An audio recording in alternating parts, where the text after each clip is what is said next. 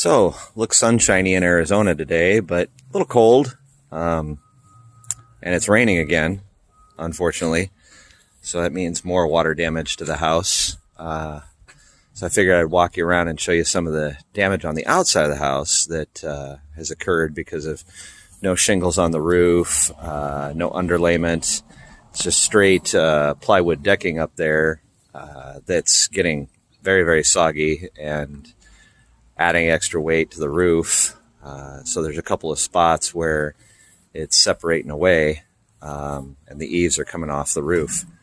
So I'll flip the camera around here and show you what's going on. So as you can see right up here, you can see where that's pulling away from the wall. This eave right here is not straight anymore. It's starting to twist from water weight due to lack of shingles.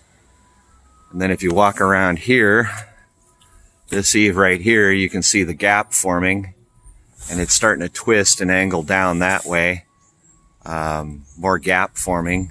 It's just too heavy to be held up anymore. So that's most likely going to have to be replaced as well. And in the daylight, I can show you what my roof looks like with all the tarps on it.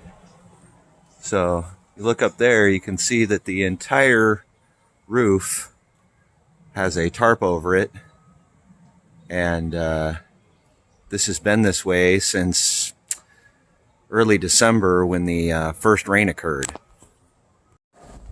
So those tarps that are on the roof that I just showed you were originally put on by a subcontractor that Lowe's hired to do the roof. Them and another subcontractor who delivered the materials caused all the damage to the decking.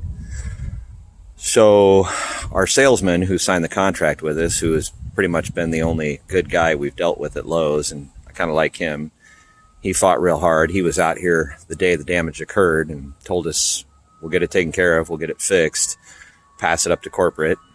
It's kind of where it ended. But he was the one that fought to get the whole roof tarped. So Lowe's got billed for that. The subcontractor, that Lowe's hired to do our roof, put them on originally.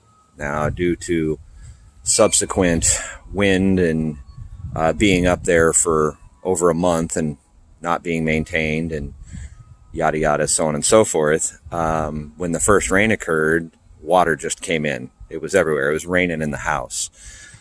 And we'll have to get some of the videos of that occurring, 'cause my lovely wife's got all of that.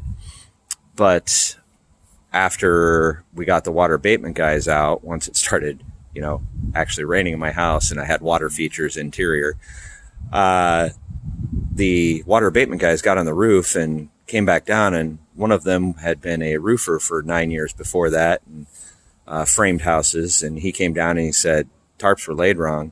They were overlapped wrong. So instead of having the overlapping tarp go down, they were going the other way, so water just poured right in when it rained.